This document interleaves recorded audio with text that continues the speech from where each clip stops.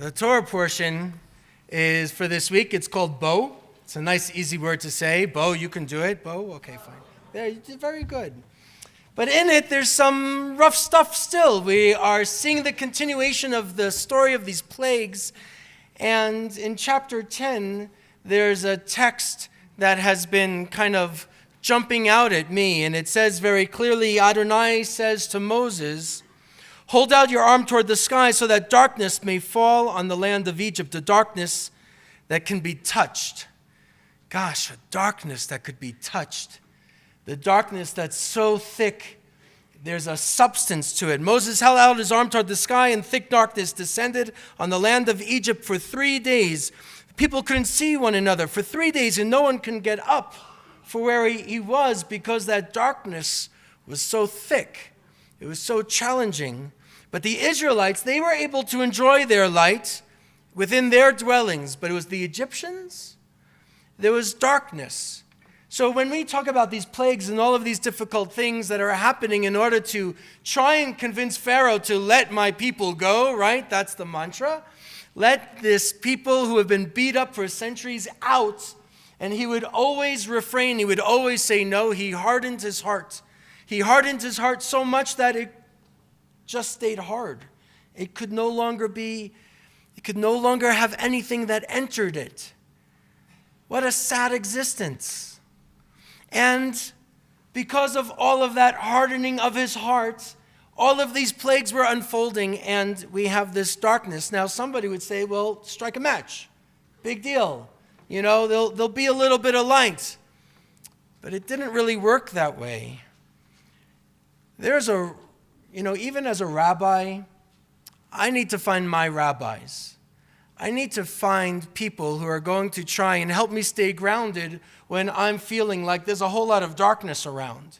When life gets complicated or really hard, I need to figure out with my rabbis, how do I make sure that I focus on some light? Well, one rabbi I never met, but his name is Sidney Greenberg. He was a very prominent rabbi in Philadelphia in the last century, really. And he told a story that there was a 10-year-old yeshiva student who studied the plagues for the very, very first time.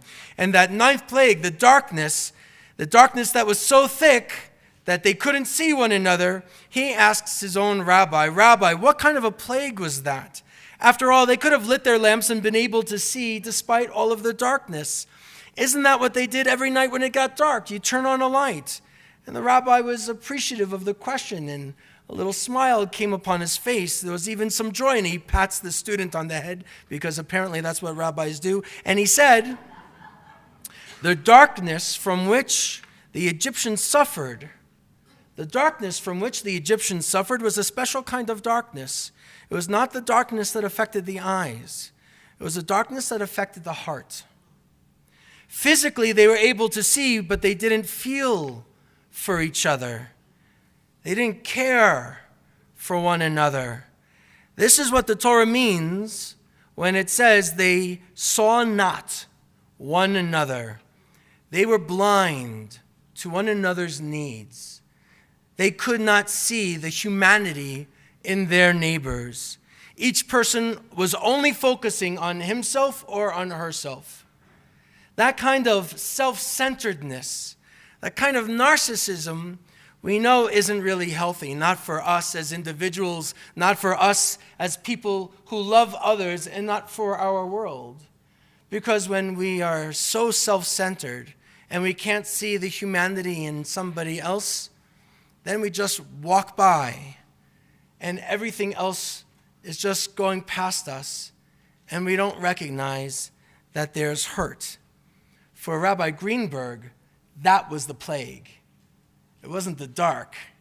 It was the isolation that people were creating so they couldn't see one another.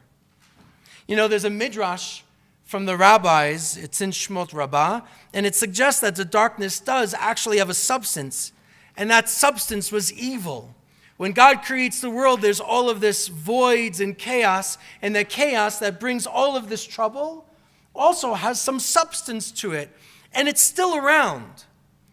And we also learn in Genesis that when God creates light, let there be light, and we make jokes and we turn on our light switches and we think we're funny, right?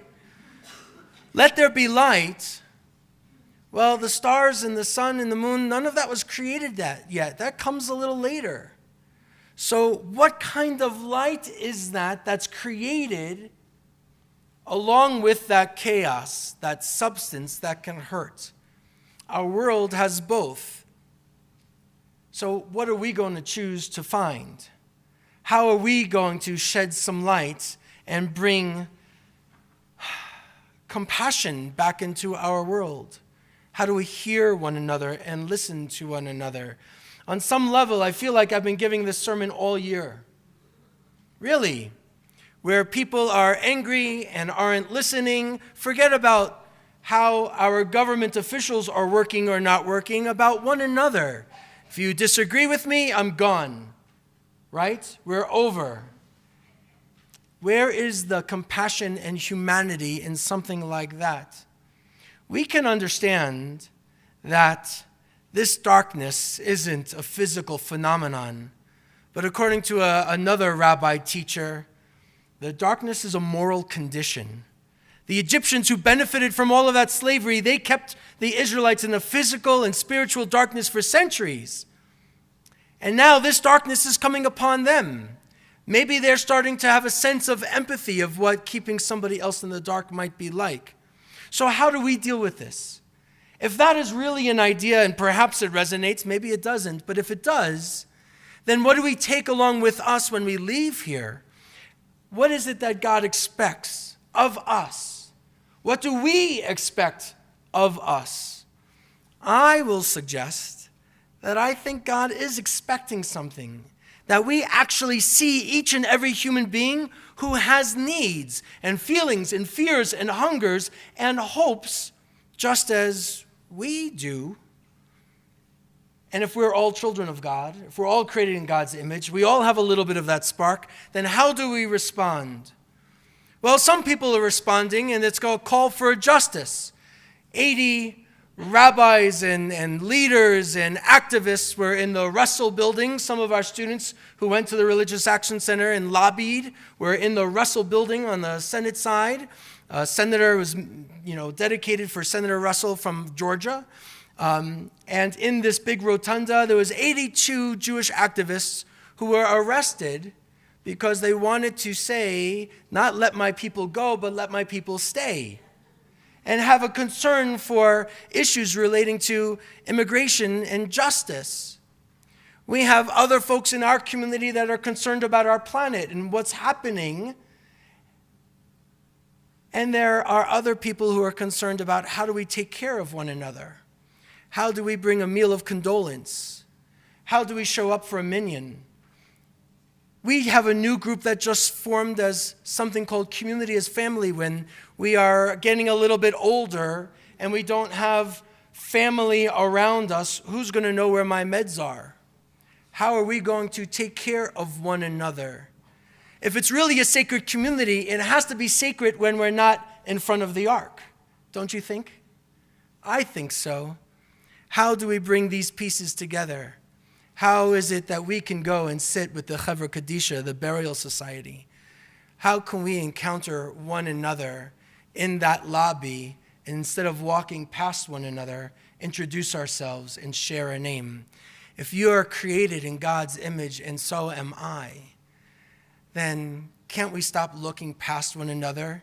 Because then the darkness is something that we create. The plague is of our own making. I think this is something for us to think about, and I'm desperate for it in our time. Today, this Shabbat and tomorrow and the weeks ahead. So how do we respond to such a message? How can we see God's presence in somebody else, especially the ones that get on one another's nerves? You know what I mean? I think God created the nudnik as well as ourselves. And even still, we can be present. So I wish you strength in trying to figure out how to be present, how to be kind, how to listen, not just to speak, how to fix our broken world, just one little piece at a time. It's not an easy task, but it is a righteous one.